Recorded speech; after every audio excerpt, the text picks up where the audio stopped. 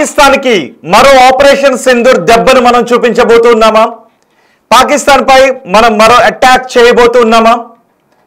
Army chief ఇచ్చిన warning చూస్తే ఈ సంకేతాలు నిజమనే అనుమానం కలుగుతుంది. ఆర్మీ చీఫ్ ఉపేంద్ర ద్వివేది పాకిస్తాన్ కు స్ట్రాంగ్ వార్నింగ్ ఇచ్చారు. అంతేకాదు మన రక్షణ శాఖ మంత్రి కూడా నిన్న వార్నింగ్ ఇచ్చారు. ఈ రోజు ఆర్మీ చీఫ్ మళ్ళీ అలాంటి వార్నింగ్ ఇచ్చారు. సర్క్రిక్ ప్రాంతంలో పాకిస్తాన్ ఆర్మీ కదలికలు కనబడుతూ ఉన్నాయి. ఈ నేపథ్యంలో పాకిస్తాన్ కి స్ట్రాంగ్ కౌంటర్ ఇచ్చారు. ఇప్పుడు రాజస్థాన్ లో అనూప్గఢ్ ఆర్మీ పోస్ట్ ను సందర్శించిన ఆర్మీ చీఫ్ ఉపేంద్ర ద్వివేది అక్కడ పాకిస్తాన్ కి దిమ్మ తిరిగిపోయే వార్నింగ్ ఇచ్చారు. మేము ఆపరేషన్ సింధూర్ 1లో మొన్న ఆపరేషన్ సింధూర్ లో మేము సంయమనాన్ని పాటించాము. మీరు కవ్వింపు చర్యలను ఆపకపోతే ఆపరేషన్ సింధూర్ 2.0 మీరు చూడబోతున్నారు. ఒకవేళ అదే మీరు చూస్తే మేము ఆపరేషన్ సింధూర్ 2.0 మేము స్టార్ట్ చేస్తే చరిత్ర మారిపోతుంది, ప్రపంచ పటంలో పాకిస్తాన్ భౌగోళిక స్వరూపం మారిపోతుంది అంటూ పాకిస్తాన్కి చాలా స్ట్రాంగ్ వార్నింగ్ ఇచ్చారు. ఒక్కసారి ఆర్మీ చీఫ్ ఉపేంద్ర ద్వివేది ఏ వార్నింగ్ పాకిస్తాన్కి ఇచ్చారో ఇప్పుడు నేను మీకు వినిపించబోతున్నాను. అది విన్న తర్వాత మీ అభిప్రాయాన్ని కామెంట్ బాక్స్లో తెలియచేయండి. మీకేమనిపిస్తుందో కామెంట్ బాక్స్లో తెలియచేయండి. ఒకసారి ఆర్మీ చీఫ్ పాకిస్తాన్ గురించి రాజస్థాన్ లో ఏం మాట్లాడారో విన్న తర్వాత మిగిలిన విషయాలు మాట్లాడుకుందాం. कि इस बार भारत देश पूरी तैयारी के साथ है और इस बार वो संयम नहीं रखेगा जो सिंदूर 1.0 में हमने संयम रखा था. इस बार हम आगे की कार्रवाई करेंगे और कुछ ऐसी कार्रवाई करेंगे कि हो सकता है पाकिस्तान को सोचना पड़े कि उसे इतिहास में भूगोल में रहना है कि नहीं रहना. अगर उसे भूगोल में अपनी जगह बनानी है तो उसके लिए उसे जो स्टेट स्पॉन्सर टेररिज्म जिसको हम बोलते हैं, यानी कि उसका देश जो टेररिज्म को स्पॉन्सर कर रहा है उसे रोकना पड़ेगा. कि इस बार भारत देश पूरी तैयारी के साथ है और इस बार वो संयम नहीं रखेगा जो सिंदूर 1.0 में हमने संयम रखा था. इस बार हम आगे की कार्रवाई करेंगे और कुछ ऐसी कार्रवाई करेंगे कि हो सकता है पाकिस्तान को सोचना पड़े कि उसे इतिहास में भूगोल में रहना है कि नहीं रहना. अगर उसे भूगोल में अपनी जगह बनानी है तो उसके लिए उसे जो स्टेट स्पॉन्सर टेररिज्म जिसको हम बोलते हैं. చూసారా, విన్నారా? మా ఆర్మీ చీఫ్ పాకిస్తాన్ కి ఇచ్చిన స్ట్రాంగ్ వార్నింగ్. ఒకవేళ మీరు సీమాంధ్ర ఉగ్రవాద చర్యలను ఆపకపోతే మేము 2.0 ఆపరేషన్ సింధూర్ 2.0 ను స్టార్ట్ చేయాల్సి ఉంటుంది. మీకు ప్రపంచ పటంలో మీ దేశ ఉండాలి అని అనుకుంటే, మీ దేశం ఉండాలి అనుకుంటే, ప్రపంచ పటంలో మీ దేశ పటం ఉండాలి అని అనుకుంటే మీరు సీమాంధ్ర ఉగ్రవాదాన్ని ఆపేయండి. ఆపరేషన్ సింధూర్లోనే మనం కొట్టిన చితకొట్టుడికి పాకిస్తాన్ ఇంకా తేరుకోలేకపోతుంది. ఇప్పటికీ కొన్ని ప్రపంచ వేదికలపైన ఆనాటి గుర్తులను గుర్తు చేసుకుంటూ మాట్లాడుతూ ఉంది. అంతేకాదు అలాంటి సందర్భంలోనే కొన్ని అసత్యాలను కూడా మాట్లాడుతూ ఉంది. మధ్యలో అప్పుడప్పుడు ట్రంప్ వచ్చి నేను యుద్ధాన్ని ఆపేశానని అంటూ ఉంటుంటాడు. కానీ ఇప్పుడు మన దేశం ఇచ్చిన ఈ వార్నింగ్ చూస్తే 2.0 స్టార్ట్ అవుతుంది. మీరు ఒళ్ళు దగ్గర పెట్టుకోకపోతేనే వార్నింగ్ను పాకిస్తాన్కి ఇచ్చారు. మీరు ప్రపంచ పటంలో ఉండాలి అని అనుకోవడం, లేదు తుడిచిపెట్టుకుపోవాలి అని అనుకోవడం మీ ఆలోచన పైన మీ చేతల్లోనే ఆధారపడి ఉంటుంది. మీరు తోక జాడిస్తే మేము 2.0ని ఆపరేషన్ సింధూర్ 2.0ని స్టార్ట్ చేస్తామని చెప్తున్నారు. మేము ఇంకా సంయమనం పాటించామని చెప్తున్నారు. మీకు గుర్తుందిగా మనం ఆపరేషన్ సింధూర్ని స్టార్ట్ చేస్తున్న దెబ్బకి ఉగ్రవాదులందరూ కకావికలం అయిపోయారు. ఇంకా దెబ్బ నుంచి తేరుకోలేదు. ఇప్పటికీ ఆ దేశ క్రికెటర్లు వెళ్ళి అప్పుడు చనిపోయిన వాళ్ళ ఉగ్రవాదుల కుటుంబాలకి వాళ్ళు మొన్న మ్యాచ్ ఫీజుని డొనేట్ చేసిన సందర్భాన్ని మనం చూసాం. ఉగ్రవాదులు చనిపోతే ఆర్మీ దగ్గర నుంచి, రాజకీయ నాయకుల దగ్గర నుంచి ఆ దేశ క్రీడాకారుల వరకు కన్నీరు పెట్టుకున్న దృశ్యాలు మనం చూసాం. ఏమైపోతుందో తెలియక ఎక్కడ ఇంకా భారతదేశం చితకొట్టేస్తుందేమోననే భయంతో అమెరికా దగ్గరికి వెళ్ళి కాళ్ళు పట్టుకున్నారు. చైనాని సాయం చేయమని అడిగారు. టర్కీ దగ్గరికి పరిగెట్టారు. మధ్యలో వాళ్ళు కొంత కలగజేసుకున్నారు. కానీ మనం ఏ దేశ ఒత్తిళ్లకు కూడా తలొగ్గలేదు. మనం యుద్ధాన్ని ఆపడానికి ట్రంప్ కారణం కాదు. కానీ వాళ్ళు యుద్ధం ఆగితే బాగున్ను, పరిస్థితుల పరిణామాలు ఎటువైపుకి దారితీస్తాయోనని అనుకున్న మాట వాస్తవం. మనం కూడా అనుకున్నాక ఈ దెబ్బకి పాకిస్తాన్ ప్రపంచ పటం నుంచి మాయమైపోతుంది, POK భారతదేశంలో కలిసిపోతుంది అని మనం అనుకున్నాం. ఇప్పటికీ సింధు నది జలాల నీళ్ళు ఆపేయడంతో ఇప్పటికీ వాళ్ళ గొంతు ఎండిపోతూనే ఉంది. ఇప్పుడు మరో వార్నింగ్ ఇచ్చాం. ఈ వార్నింగ్ పాకిస్తాన్ వెన్నులో వణుకు పుట్టించే వార్నింగ్. మీరు సీమాంధ్ర ఉగ్రవాదాన్ని ఆపకపోతే మేము ఆపరేషన్ సింధూర్ 2.0ని స్టార్ట్ చేస్తామని. ఇది కూడా ఎందుకంటే సర్క్రిక్ ప్రాంతంలో, సర్క్రిక్ కూడా మన భౌగోళిక ప్రాంతం అక్కడ అరేబియా సముద్ర జలాలతో ఏర్పడినటువంటి క్రీక్ అది బ్యాక్ వాటర్ వస్తూ ఉంటుంది అక్కడికి. సో అక్కడ పాకిస్తాన్ కొన్ని కదలికలు కనపడ్డాయి. వెంటనే మన ఆర్మీ అప్రమత్తమైంది.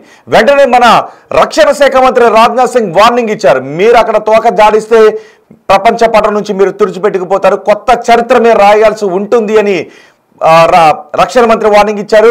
మళ్ళీ ఇప్పుడు మన ఆర్మీ చీఫ్ ఉపేంద్ర ద్వివేది మరో వార్నింగ్ ఇచ్చారు. మా ప్రతినిధి శివ ఉన్నారు ఢిల్లీ నుంచి పూర్తి సమాచారం అందించడానికి. ఒకసారి శివతో మాట్లాడదాం. శివ, నిన్న రక్షణ మంత్రి సర్క్రిక్ ప్రాంతంలో పాకిస్తాన్ కదలికల గురించి వార్నింగ్ ఇచ్చారు. ఈ రోజు ఆర్మీ చీఫ్ మళ్ళీ అదే వార్నింగ్ ఇచ్చారు. చరిత్రలో ఉండాలని అనుకుంటూ ఉన్నారా, ప్రపంచ పటంలో ఉండాలని అనుకుంటూ ఉన్నారా, కొత్త చరిత్రను కొత్త ప్రపంచ పటాన్ని ప్రపంచానికి పరిచయం చేయమంటారని వార్నింగ్ ఇచ్చారు. సో ఈ వార్నింగ్ ఎలా చూడాలి? రోహిత్, పరిసర నెలలో ఉగ్రవాదుల కాల్పుల తర్వాత ఆపరేషన్ సింధూర్ ను భారత్ ప్రారంభించింది. ఆపరేషన్ సింధూర్ లో భాగంగా పాకిస్తాన్ అలాగే పాకిస్తాన్ ఆక్రమిత కాశ్మీర్ లో ఉన్న ఉగ్రవాద స్థావరాలను గుర్తించి దాదాపు 21 ఉగ్రవాద స్థావరాలను గుర్తించారు. దాంట్లో 9 ఉగ్రవాద స్థావరాలను భూస్థాపితం చేశారు. ఇక మిగిలిన ఉగ్రవాద స్థావరాలను కూడా త్వరలోనే మట్టు పెడతామంటూ కూడా గతంలోనే ఇటు రక్షణ శాఖ మంత్రి, కేంద్ర హోంమంత్రి, ప్రధాని, అలాగే ఆర్మీ, నేవీ ఇలా ప్రతి తరపున కూడా చీఫ్స్ అందరూ కూడా కీలక వ్యాఖ్యలు చేశారు. అయితే నిన్న రాజ్నాథ్ సింగ్, ఈ రోజు ఆర్మీ చీఫ్ ద్వివేది కూడా ఉపేంద్ర ద్వివేది కూడా కీలక వ్యాఖ్యలు చేశారు. పాకిస్తాన్ పై మరో అటాక్ భారత్ సిద్ధమవుతున్నట్లుగానే ఈ వ్యాఖ్యలు చూస్తే అర్థమవుతుంది. పాకిస్తాన్ కనుక తీరు మార్చుకోకపోతే దాడులు తప్పవంటూ కూడా ఆర్మీ చీఫ్ వార్నింగ్ ఇచ్చారు. ఈసారి పాకిస్తాన్ ను చరిత్రలో కలిపేస్తామంటూ కూడా గూగుల్ మ్యాప్ లో కూడా లేకుండా చేస్తామంటూ ఆర్మీ చీఫ్ హెచ్చరికలు జారీ చేశారు.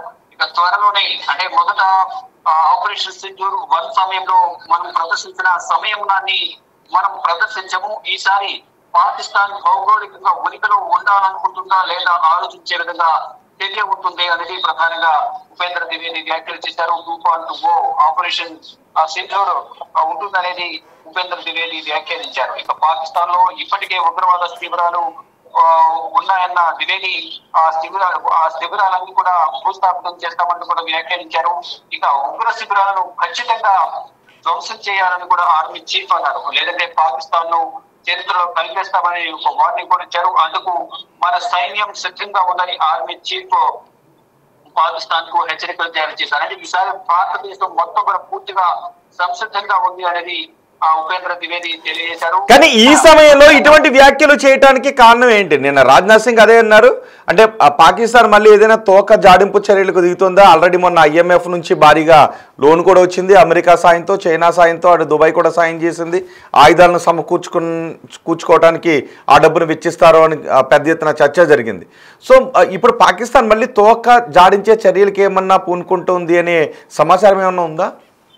డెఫినెట్ గా విదేశాంగ శాఖ వద్ద అలాగే ఇంటెలిజెన్స్ విభాగాల నిఘా వర్గాల సమాచారం మేరకు భారత్ అయితే కీలక సమాచారాన్ని సేకరించింది.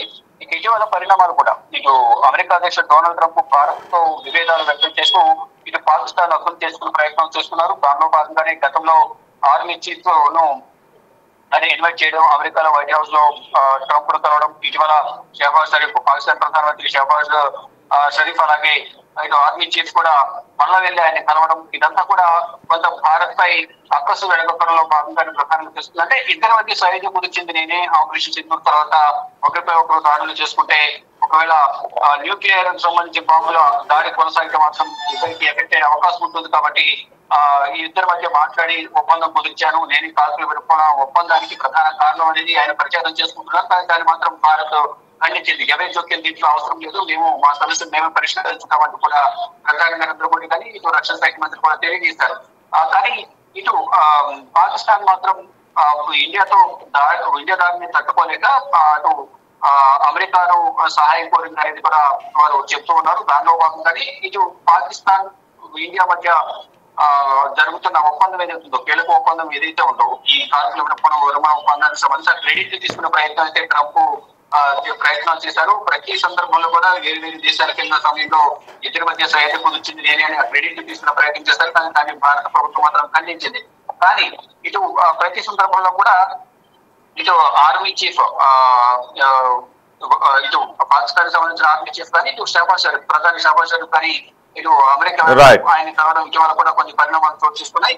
ఇక దీనిలో భాగంగా ఫర్దర్ గా భవిష్యత్తులో ఇంకా కీలక సంఘటనలు చోటు చేసుకునే అవకాశం ఉందని కొంత ప్రచారం జరుగుతుంది. దానిలో భాగంగానే ఇటు భారత ప్రభుత్వం కానీ ఇటు ఆర్మీ చీఫ్ మరొక రక్షణ శాఖ మంత్రి ఈ వ్యాఖ్యలు చేశారనేది కూడా కొంత సమాచారం అందుతుంది.